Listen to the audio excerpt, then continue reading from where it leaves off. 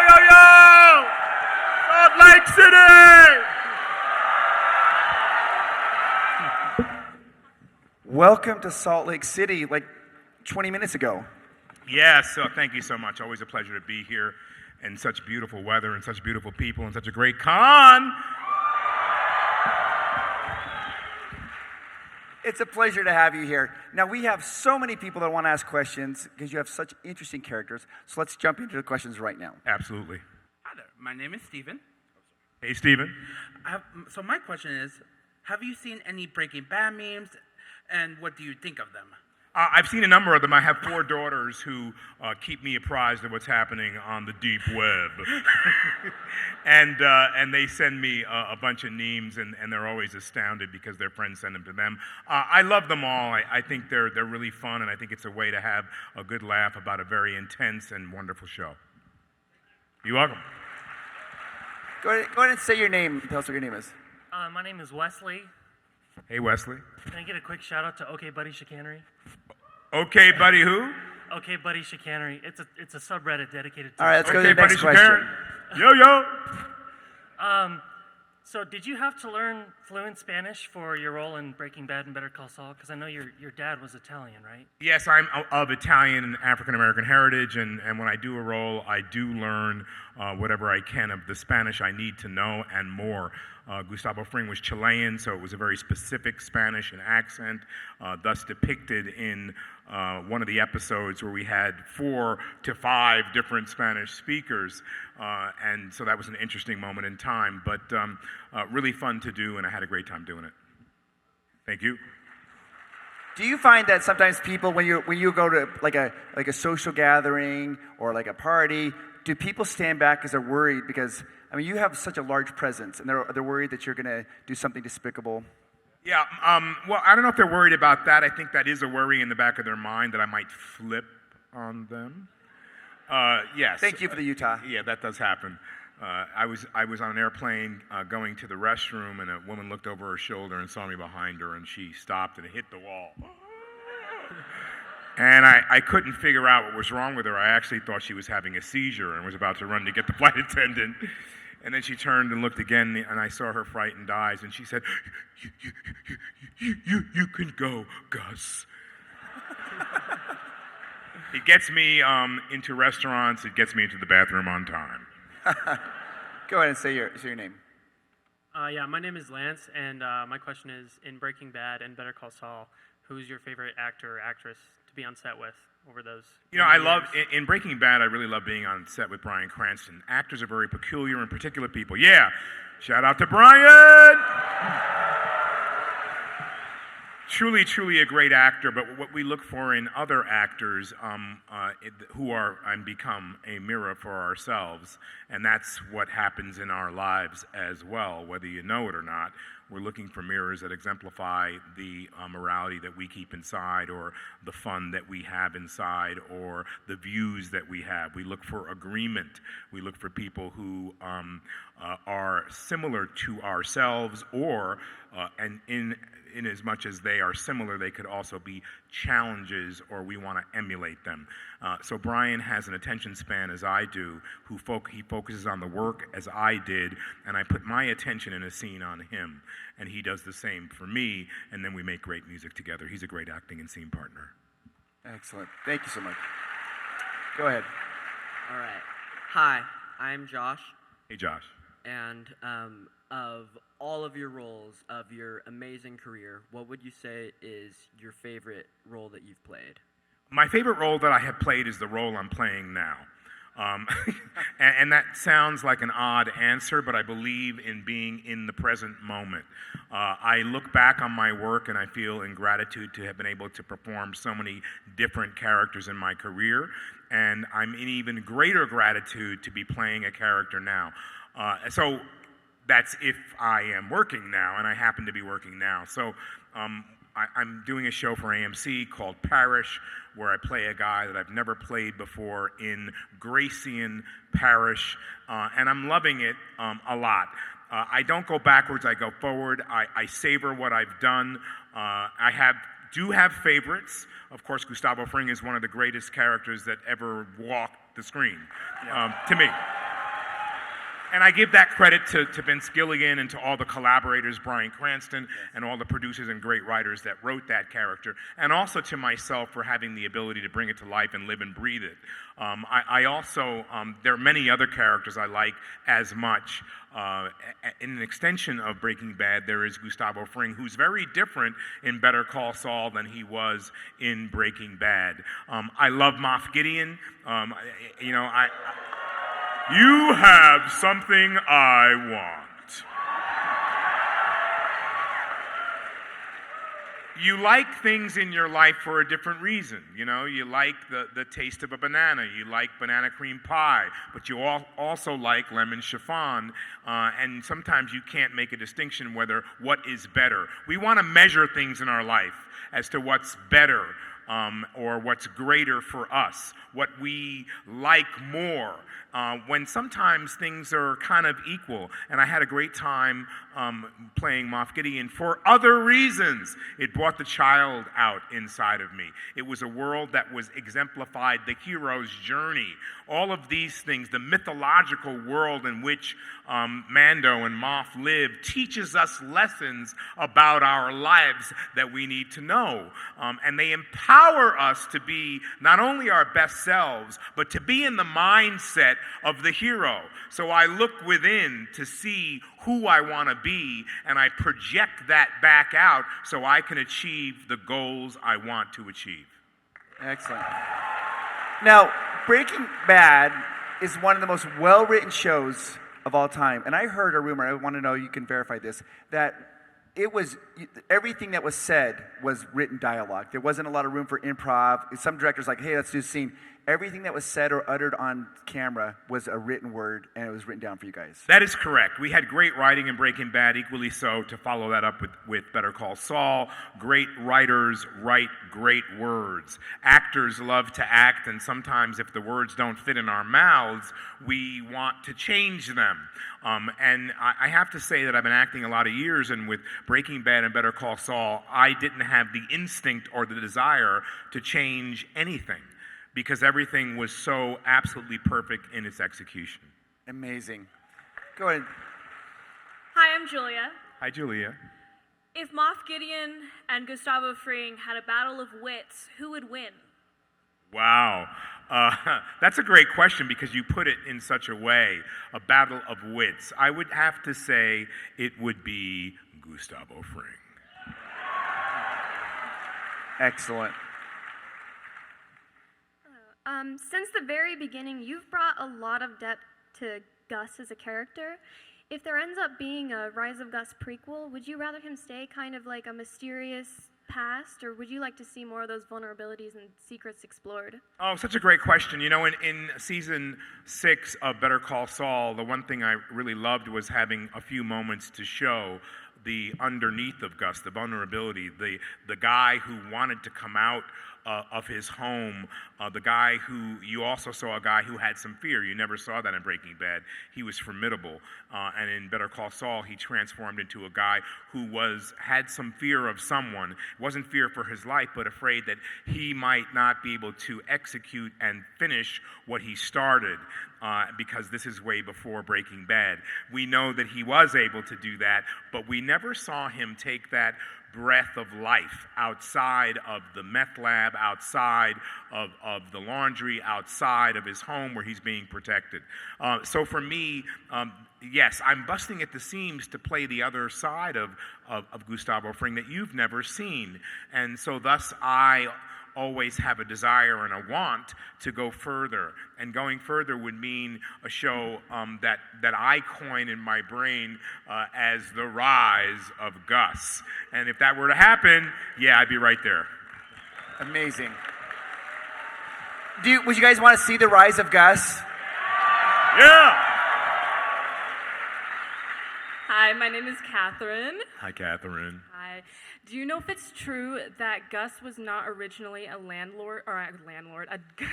drug lord when he was written?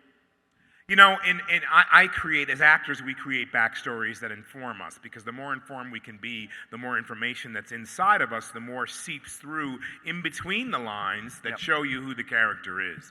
And so for me, Gustavo, coming from Chile, made him very different than the Salamancas. And he thought of himself as being better, smarter, able to execute, able to lead in a better way, but able to also be the mastermind that the Salamancas were the muscle. So then I started to think that because of his differences, that he was something else in Chile. And because of the way he's very fastidious and the way he dresses, I linked up that he came from a background of a military family and was offered the opportunity to lead the country and maybe be el presidente. Which was a possibility. But instead, he chose to take his own route and make his own fortune somewhere else in America. And so that lives for me and was always very fruitful in my way of thinking about Gus and how he deals with the delegating power and how he thinks ahead of everyone else. It's much like the master warlord general on the battlefield. And so that really played into how I developed things, but that was my idea that I came up with to extend the already great writing.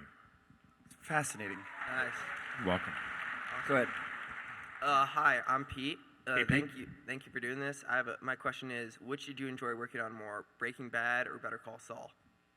I love the comparisons. They both are favorite shows of mine for different reasons.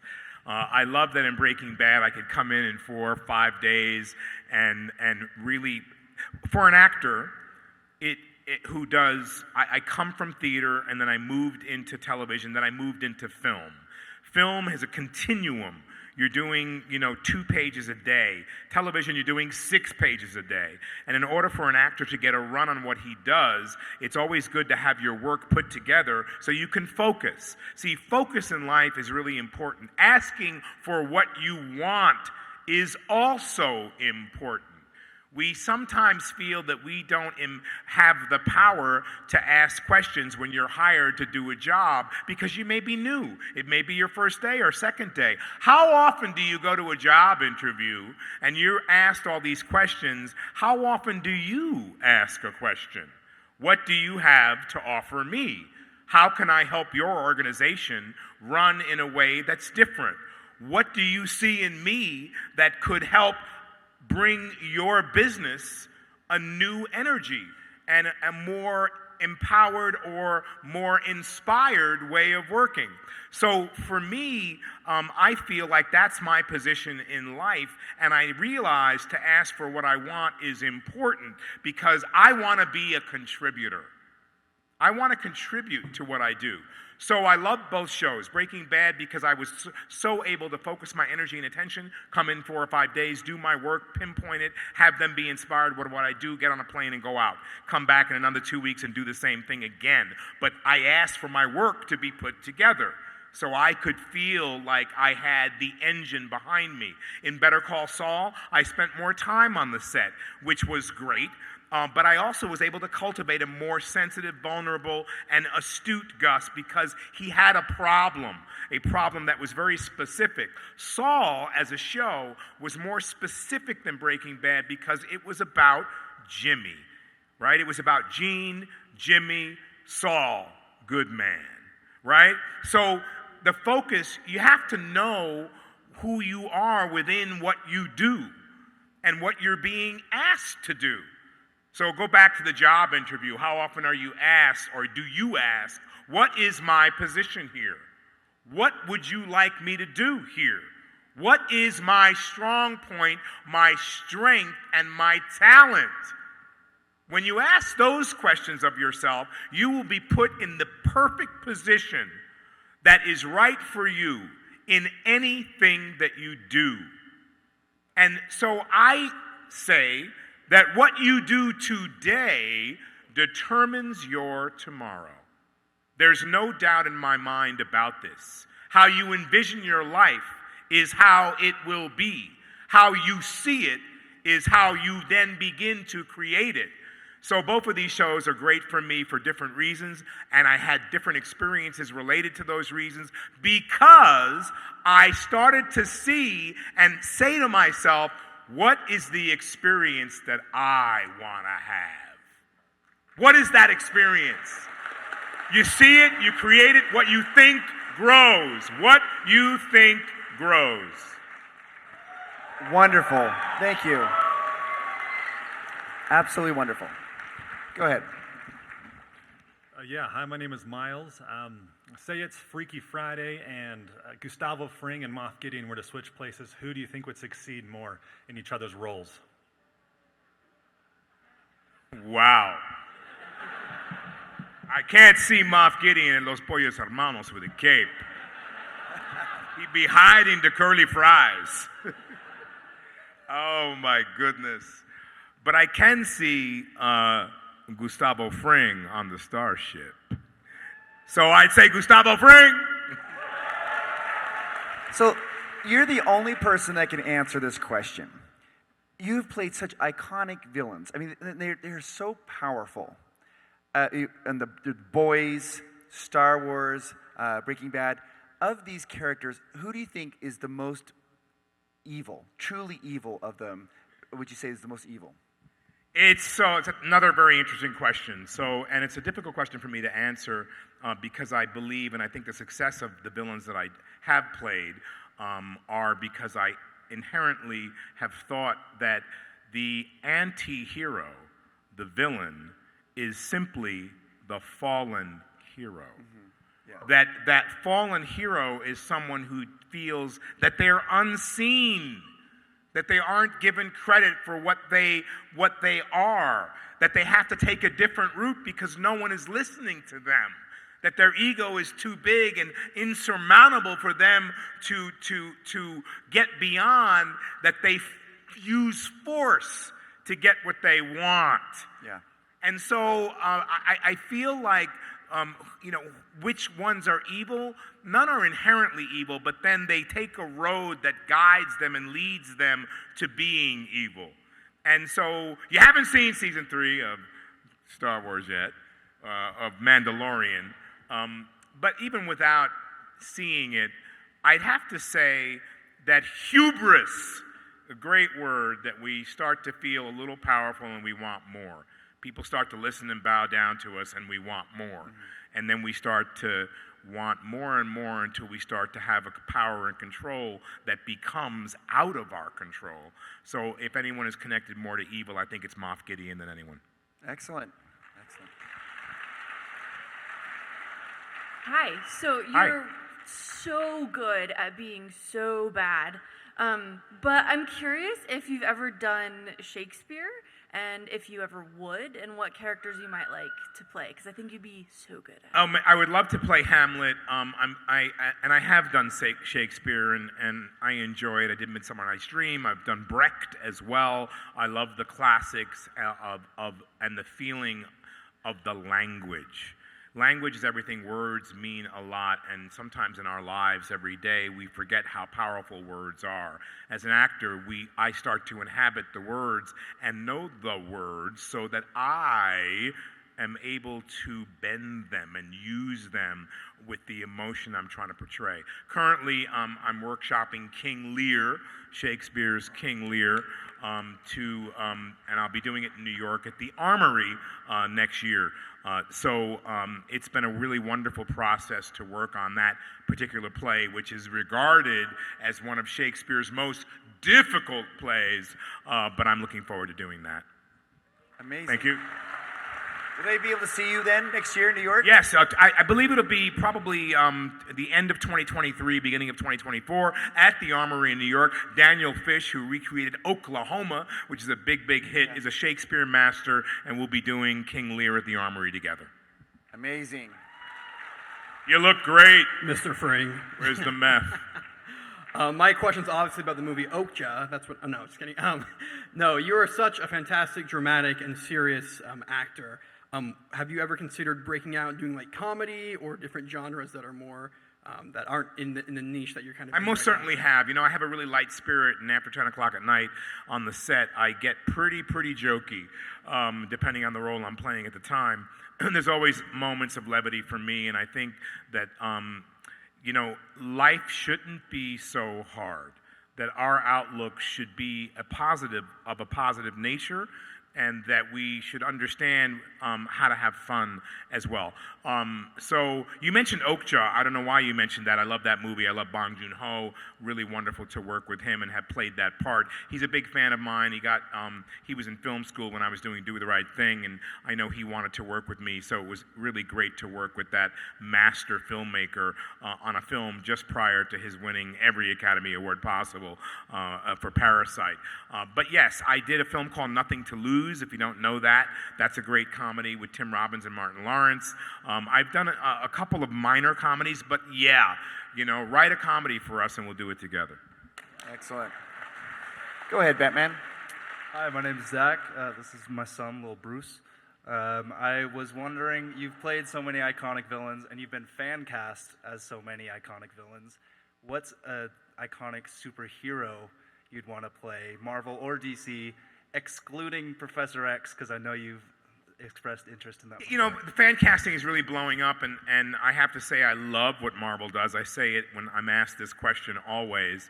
I know some folks on the TV side, and it sort of got out there that I had talked to them a few years back, and that blew into, oh, he's talking to them, he's going to be at the con, they're going to announce it, all these things. And Professor X was the last character to come up. I am fascinated by other characters in their universe and in their world, and I have to say Magneto is one of them. Yeah, baby. I have to say Freeze is another, which I'm intrigued by the kind of majestic feeling of Freeze trapped in what he's trapped in. I like that whole concept. So I don't know what it will be. I know that one day Marvel is going to hit for me, and I'm going to have a great time doing it. So whatever that is, I'm hoping that they will be as excited as I am to work on something together. You would be a fantastic Magneto. Absolutely fantastic. Would you like to see him as Magneto, guys? Yeah, baby. Let's start that movement here. Hi, one of my favorite hobbies is character creation, and you're best known for your calm, calculating antagonist roles. If you had the opportunity to build an original character, what type of role would you like to choose to portray? You know, I always think about a character who, in a way, has a vision and is not so hard pressed to express that vision because their ego or the power that they want overwhelms the vision.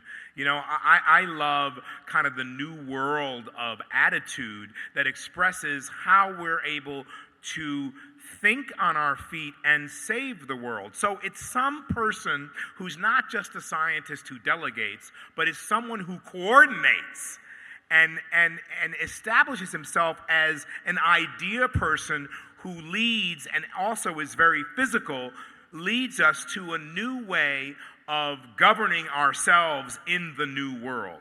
And our new world is changing. And if you haven't caught up, I'm catching up. Our technology is changing to advance things that will make our lives easier. And how about things that make our world more cohesive, more fluent, more energy efficient?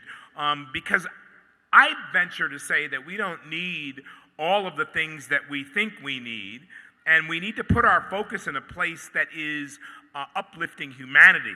So a character that can do that and inspire scientifically and imbibe a spiritual essence that allows people to be themselves and empowers them to move forward with their dream, that's the guy I want to play. Excellent. Switching it up from Better Call Saul and Breaking Bad, once upon a time, what was it like working with Lana Parrilla while you were Sidney Glass? I loved working with Lana Parrilla. She is just a fantastic actress, but also, very mysterious in her portrayal in that. In Once Upon a Time, if some of you who may not have seen it, I played two characters. I played Sydney and the genie. And so I had the time of my life flipping between these two characters. Playing the genie, in a real genie outfit, was really iconic for me because, again, you're granted wishes. What do we, isn't that the dream of our lives? That our wishes will be granted and our dreams will come true. And so we want that for our lives, and we can have that if we have the ability to see that we are responsible. I'm responsible to have my dreams come true.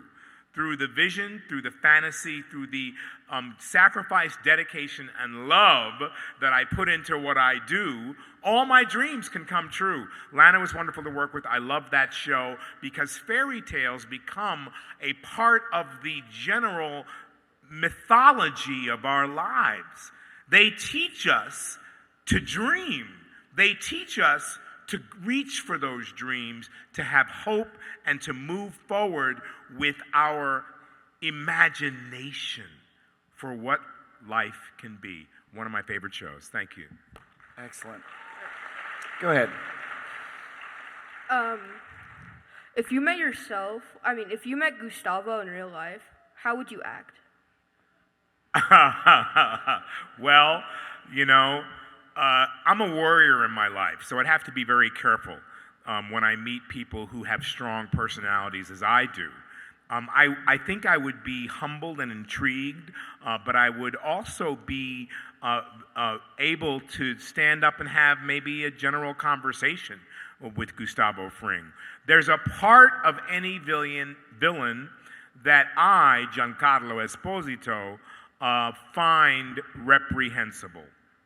Because when you do something that diminishes another human being for any reason at all, I find that your moral compass isn't quite correct. You've been taken over by your ego. You think you're better than someone else. And that, to me, doesn't allow the we and the us to thrive. So when do we start to think about the we and the us as opposed to the I and the me? We're in a world now where there are more and more of us. And to be able to empower each other to be responsible for his brother, sister, mother, and father, and be responsible for the way society is moving, then we'll start to understand that it's for the people, by the people. So we look to leaders to lead us, but sometimes we have to look deeper to see, why do you want that leader to lead you? If you're in selfless service, then you start to understand the juice of what life really is. Because it's not about money. It's not about power. It's about connecting to another human being and lifting each other up so that we can become the formidable consciousness and energetic, positive force of the new world. That's what it's about. Excellent. Excellent. Out of every show you've ever been in, Better Call Saul, Breaking Bad, Community, The Boys, etc., whose cast did you like working with the most? Oh my goodness, I'll work backwards. Each one is different. I love the dedication and I love the fun of Breaking Bad for two people. Bryan Cranston and Aaron Paul. When Aaron Paul came onto my set as I was working in Pollos Hermanos in a chicken suit, I was on the floor. I didn't know who was in the suit. Who is this spoofing me? and it was Aaron Paul. You know, we had a lot of fun on that show. But then The Boys, you get a show where you have all of these superheroes with human emotions who really kind of feel empowered when they have a suit on that has a breastplate. The women who are so built up in their costumes, yet so absolutely beautiful, Starlight and Maeve. You start to live in a world that's different than what you ever imagined. And they have and Anthony, you know, a star who is just, I absolutely adore and is a wonderful human being and plays such a nefarious character, you know, at any moment. He's like one of those guys that, you know, when I'm on set with someone who's playing a character who may be able to kill me at any moment by lasering me with his eyes, I never let him out of my sight, ever. Because there's always that threat that he could do something to me, just as the threat that many people feel from me when I play Gustavo Fring. So 2 shows that I have a great time on the set with people who are fun and don't take themselves too seriously, The Boys and Breaking Bad. Excellent. Now you're a family man, and you have your daughters. Did you ever worry about your daughters seeing some of the roles that you're playing and let them know, hey, that's not who I am or how things are going, that this is just them playing? Did you ever have experience like that with your daughters? I did. My eldest daughter, who's now in her mid-20s, was 14 when she came down to see the premiere showing for cast and crew of 401 and 402 of Breaking Bad. And it was a long conversation with her mom, like, you know, do I allow her to see this? And I really toiled over it because it was a violent episode, a box cutter. And so we sat down and I said to her, you know, Shane Lyra, I want to tell you that the guy you're going to see, and she'd never seen Breaking Bad. Okay. That's Gustavo Fring.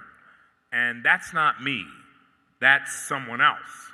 And so, you know, whatever he does, that's Gustavo, and this is your father. Well, the lights went down, and, you know, I did a very ugly deed in 401 Box Cutter, and the whole episode was galvanizing for her. She never took her eyes off the screen. And she turned to me when the lights came back up. Without skipping a beat, she said, "Good kill, Papa."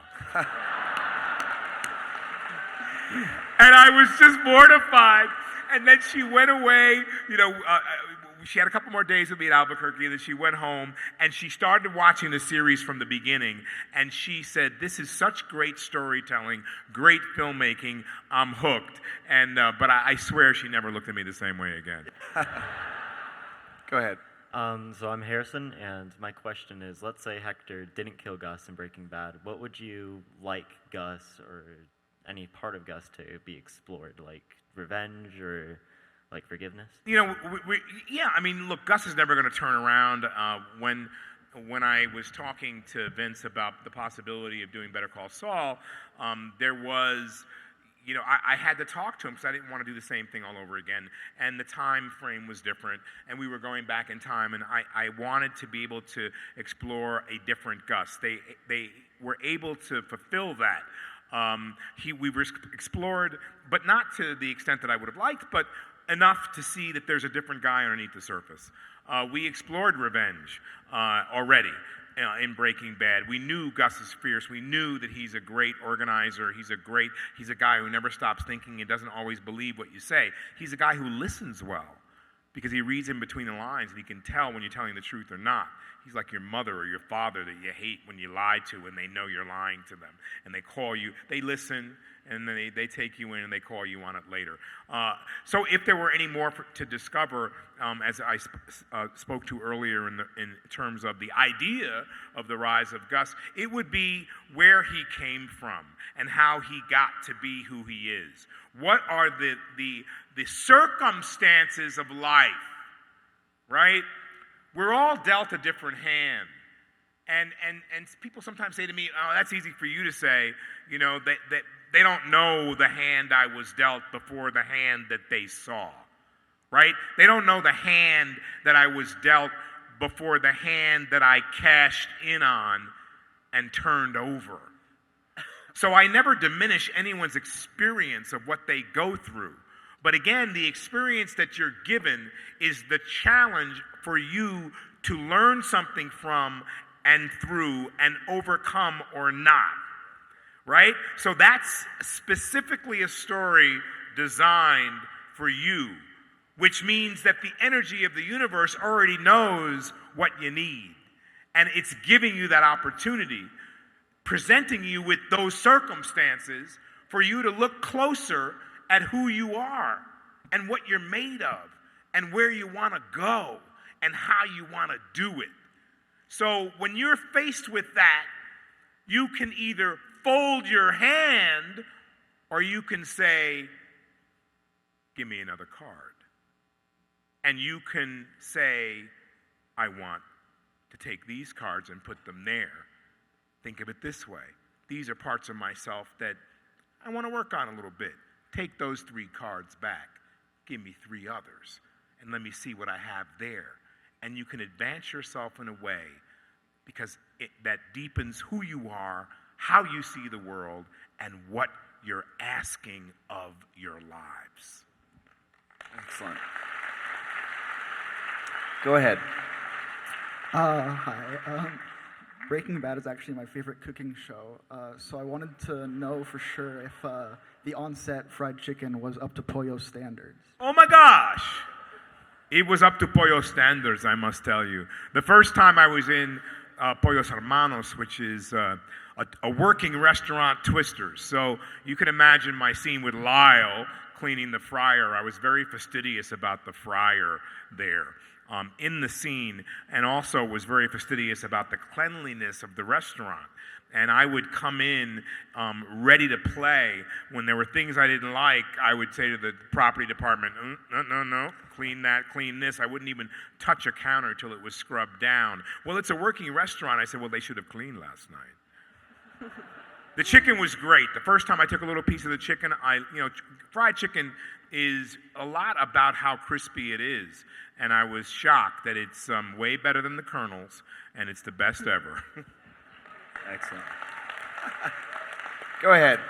Hi, my name is Isabella, and first of all, my mom wanted me to tell you that she loves you. Thank you, Mom. Yeah, and then my question is actually concerning the final season of Better Call Saul. So if you guys haven't seen it, spoiler alert, I was wondering what your thoughts were when it was revealed that Howard and Lalo were buried together under the lab for the entirety of Breaking Bad.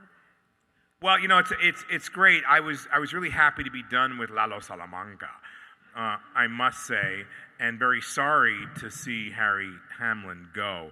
I find it haunting because when you go back and think about it, and as you watch Breaking Bad, you can think their bodies under there. I think it was very smart.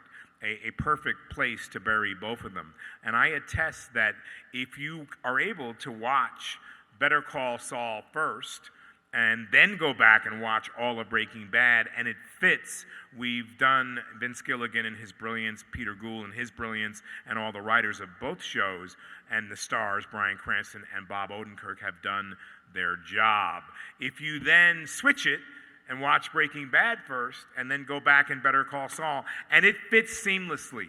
Storytelling is our lives, because we all have our own story.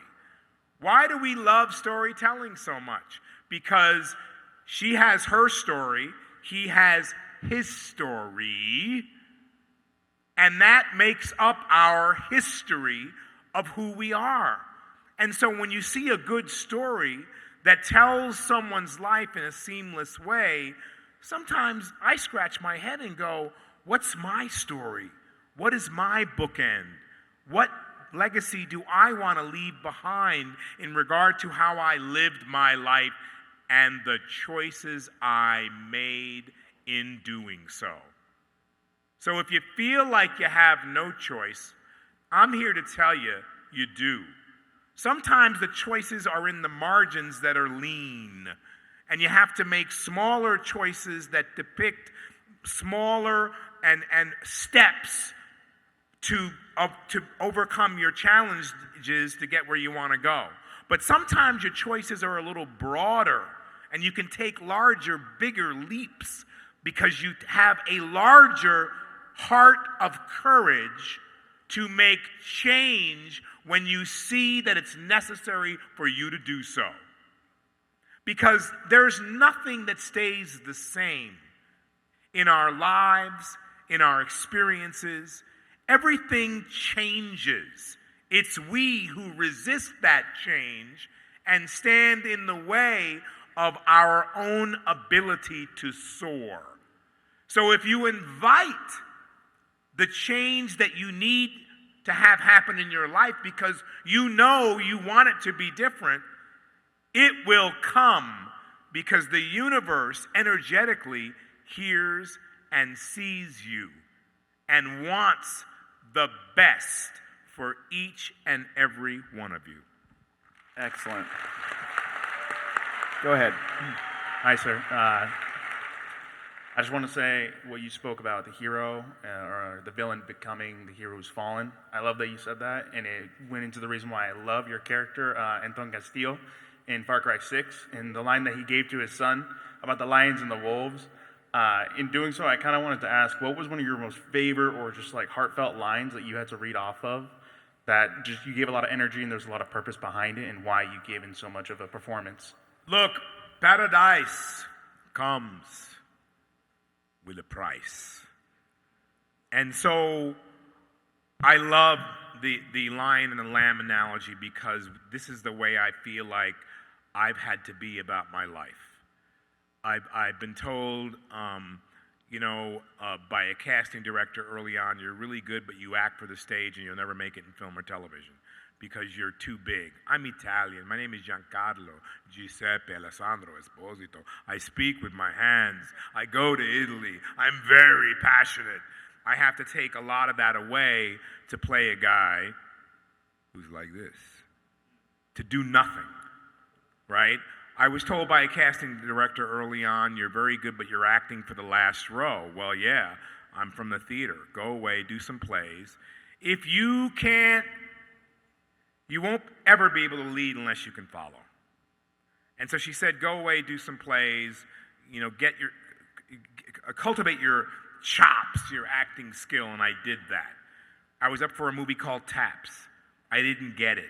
I got called back a year later by this same casting director who told me this, and I said, what are you talking about? I think they made that movie. She said, no, it was postponed, and I want to see you again. And I came back and I read for her. She said, what did you do? I said, I did what you told me to do. Come back tomorrow, read for the producers and Timothy Hutton. I came back the next day. The producers and Timothy Hutton chased me out of the room and said, would you do this part? I said, are you kidding me? My first huge 20th Century Fox movie. I did what I was told to do. I didn't think I could do it better. I didn't ask a question like, can I do it?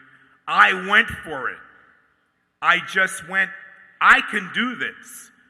But again, we have to take the counsel of people who may have more experience than we do. And it's important to be able to trust the people who are giving us that counsel. And then when they give us that counsel, sometimes we sit there and go, oh, I tried that. Oh, I did that. Oh, that didn't work. We're already in our head about why it's not going to work. Instead of being in a vulnerable, open place to say, oh, that's a great idea. That, not so much. But that one I love too. And that one I love. Maybe I'll try that and that. Maybe I'll try just that one. Right? So, again, it's a simple concept. The glass can be half full or it can be half empty. It's all how you see it. Excellent. All right, this will be our last question right here. Hi, you have a number of animated credits, but Cyberpunk Edgerunners has recently taken the internet by storm. How'd you get involved, and what'd you think of Faraday? Oh my goodness, Cyberpunk, we love you! Huge shout out. Some of you don't know, it just hit. It's really cool. Japanese animation on Netflix. I love Faraday. I think Faraday is a fixer. I loved, I loved some Quentin Tarantino movies. Yeah, man. And he has characters in his films who are fixers. And I love it because in a way, it's the dumbed down Gustavo. Hey, come over here right now. I got an apartment with 2 dead bodies. I got to get rid of them. And someone has to figure that out with grace, aplomb, and leave no trace. I love Mike in this season of Better Call Saul because he's the fixer. And I love the fixer because it's dispassionate. It's figuring out the steps, the elements to take care of someone's problem. Think of how we can be fixers for each other in our lives. Think of how we can be the present listener. How we can hear each other. Think of how we can confide in each other and be that fixer who gets what they need from someone telling them what their problem or issue or what they need help with. Instead of trying to be the brain that's ahead of them to figure it out, hearing their heart and saying, I hear you. What I'm hearing is this. And when you were talking, I got inspired because I heard what you need. And that's different than being the brain.